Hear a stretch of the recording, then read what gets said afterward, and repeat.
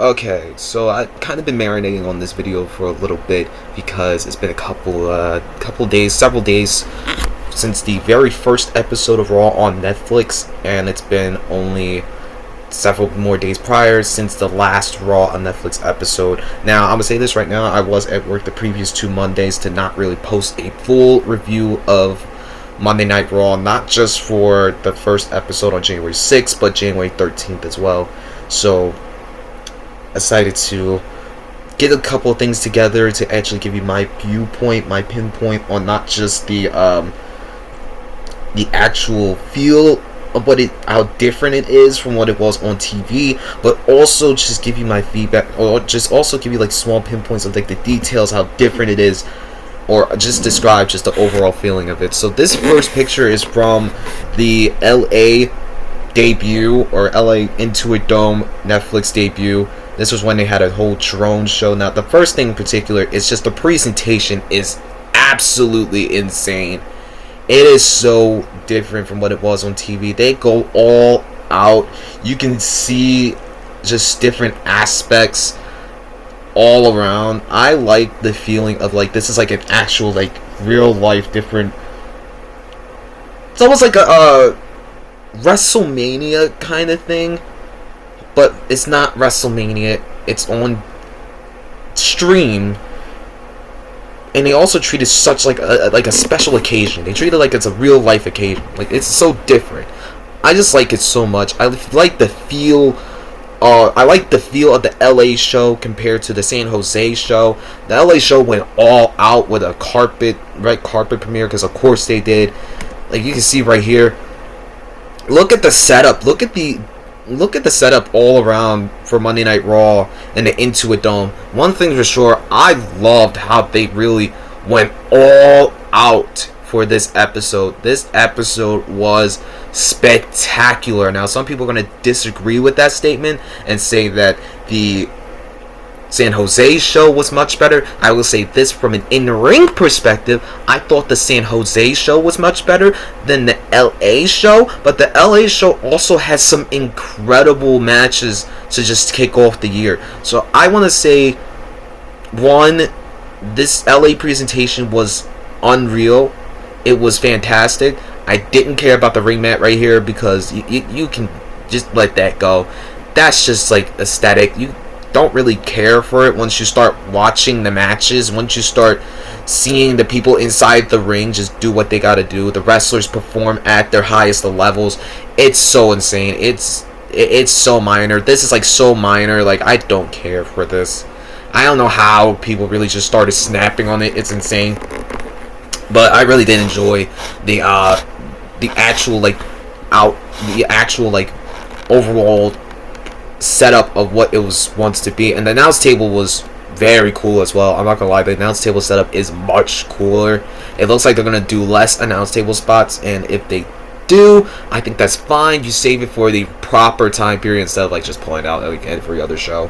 Also, the stage setup with the Intuit Dome compared to the San Jose show, incredible.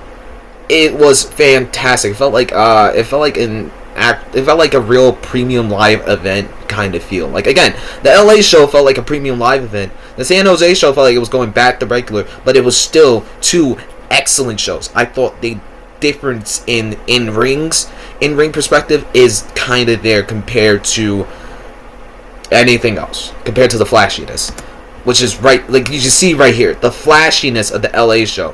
The Intuit Dome is a beautiful arena. I want to say this right now. It's a beautiful arena. I don't think that these pictures do it justice, because you have to probably see it for yourself. Look at the setup right here. Look at the stage right here. It is spectacular. A full almost 360. It is a full 360 that you get. They pulled out the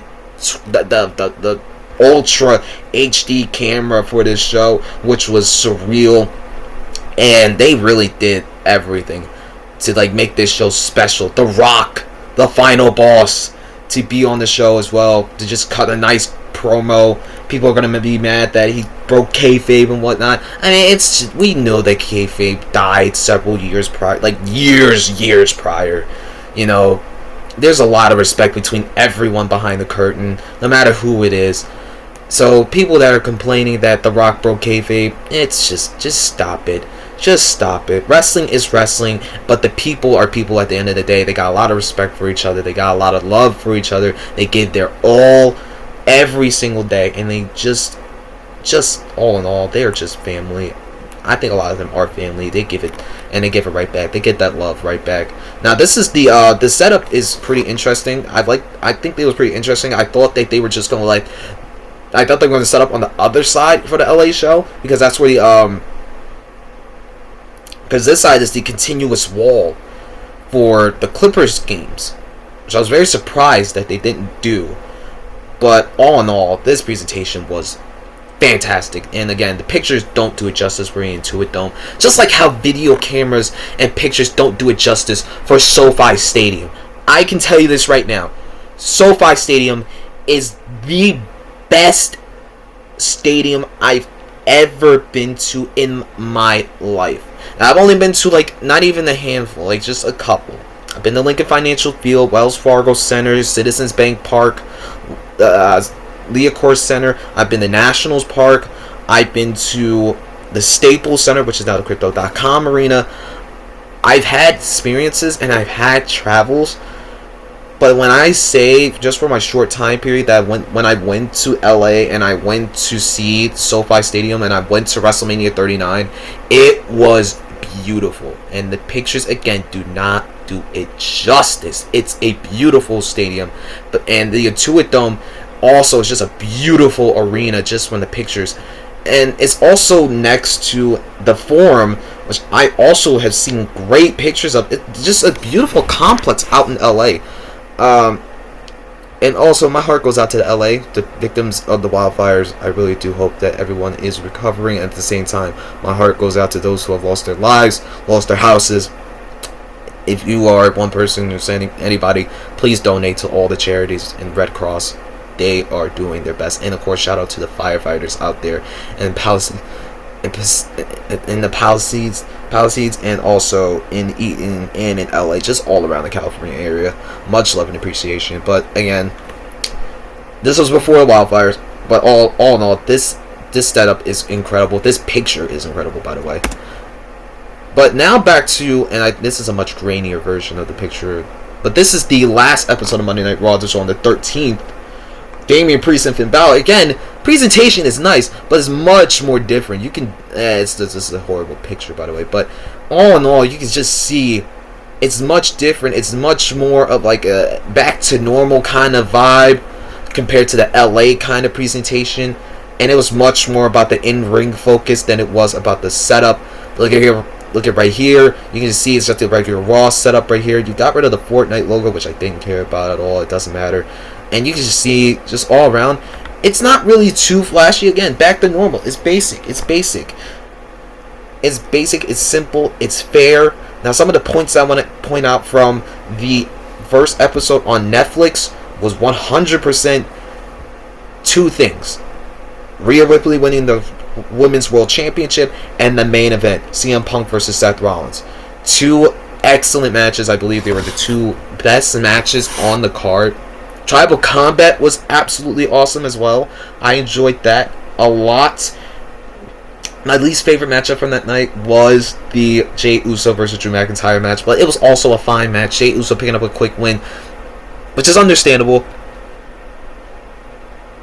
and fair that Jey did win that match because he is still a big-time player in WWE. So, of course, he's still going to continue to get a big push, which I don't mind whatsoever.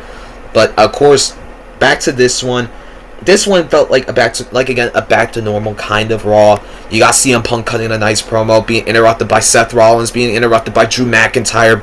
All three of them declaring for the Royal Rumble match, which is insane how stacked that Royal Rumble match is about to be. Who the hell knows who's going to win that match? I posted my prediction video. I chose CM Punk to win. I don't know who's going to win, to be honest, because I got to upload a whole prediction for the Royal Rumble in a separate video. I already chose my two winners. But all in all, this was a nice little feeling. And then you got the debut of Penta in WWE. I absolutely enjoy Penta and Phoenix so much. They are a fantastic tag team. They were a fantastic tag team in TNA, a fantastic tag team in, I believe, AAA or CMLL. They wrestled all over the place. And they were an awesome tag team in AEW, but I just feel like for Penta and Rey Fenix, they didn't really get to really do what they wanted to do in their run in not WWE, but in AEW. They had fantastic matches. Don't get me wrong. Fantastic matches with the likes of the Young Bucks, the likes of Private Party, so many more. And they had a great stable with Death Triangle, and they had a classic feud with the Elite. But my God, I felt like they were wasted. They could have done so much better, and even for the time period that they weren't on TV, I felt like they could have done something with them. I felt like they could have really done something with Penta and Rey, but they didn't do it. Rey is on the injured list right now, which kind of sucks. And you got Penta, who is a fantastic singles athlete, just not being used the way that he should as a proper singles athlete. So it's like, damn, what are you supposed to do? It kind of sucked. But Penta's debut against Chad Gable was surreal. Absolutely surreal. The one thing I do hate, though, is when he does that glove thing. I didn't like it when he did it in AEW. I still don't like it that he does it in WWE. When Penta takes off his glove, does the little taunt, and does Cero Miedo in front of his opponent, it kind of says, like, what the fuck? Like, what the fuck? It kind of pisses me off. But overall, I loved this debut. I thought his debut was perfect. His entrance was fantastic. Again, I was watching this at work, but I still remember good key details from it. Shout out to Lyra Valkyria and Dakota Kai for putting on a banger of a match for the Women's Intercontinental Championship, because that match was spectacular. And Finn Balor versus Damian Priest, ending the rivalry.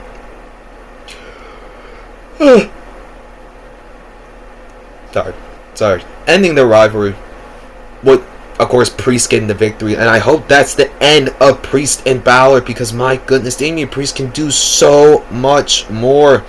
He can do so much more. He needs to do so much more than just be stuck in the Judgment Day vortex. The original three are gone. Edge, Rhea, and and Damian. So please, for all that's God, just let Priest move on and just have his own run. Get him back into the world title picture. He doesn't have to win the world title, but then again, just keep him as a main eventer because he's fantastic. Obviously, right now for Penta, he's going to continue to rise up the card. He's probably going to have a great showing in the Royal Rumble while we wait for his tag team partner, his brother, Rey Fenix. Because Penta and Rey just go hand in hand. It's just two fantastic athletes, and at the same time, you can still push Penta as a great singles competitor. Just don't put him in the LWO. Please don't. But if anything, let him have a one-on-one match with Rey Mysterio at WrestleMania this year. Let him have a one-on-one match and let him showcase his brilliance against the greatest luchador of all time. Now, all in all, I will say this, and again, I will say it one more time. I thought that the Los Angeles show was better than the San Jose show. There are so much more episodes to go for Monday Night Raw into its early run on Netflix. I think Pat McAfee and Michael Cole are spectacular as usual. And there's still more to talk about, and I want to talk about one more thing as well. Just the difference, the shape of the entirety of its just the entirety of just what WWE is right now. They are running on all fumes. I think right now they're just running at the highest of highs. There's no denying that they're just in a great spot to just keep going at their highest rate. Also, I like how they're fluctuating between time periods. The Los Angeles show lasted till the 3-hour mark. This show lasted until 2.5 hours before. Well, it lasted till before the final mark, which I thought was pretty interesting. And I think having that type of run period won't be too bad at all. Their next episode is in Dallas, which I think is going to be a huge episode because that's the lead up to this Saturday night's main event. And you got Atlanta, Georgia for Monday Night Raw again, and you also have the Royal Rumble, and then right afterwards they're in Cleveland, Ohio. So this is just going to continue an insane run up until their national tour beginning on March 14th. Because once that begins, we are about to see some insane work. Again, all in all, this is just my thoughts on Raw on Netflix. I think just as it continues to go by, you will continue to see differentiating things as you see each episode progress. You got so much more happening in the near future, and I think that Raw is going to thrive more and more with its audience, with its period as it goes, and to this Netflix crowd that they're just going to keep streaming to, and the viewers are just going to keep going and going and going. I fully believe this is going to be a huge win for WWE, because they're getting so many more eyes, they're getting so many more people. This should be fantastic. This should be a fantastic time period. 2025 is about to launch into the stratosphere. That's it for me. I hope you guys enjoyed the first 2 episodes of Monday Night Raw. I will talk to you all soon. Peace and love to all y'all.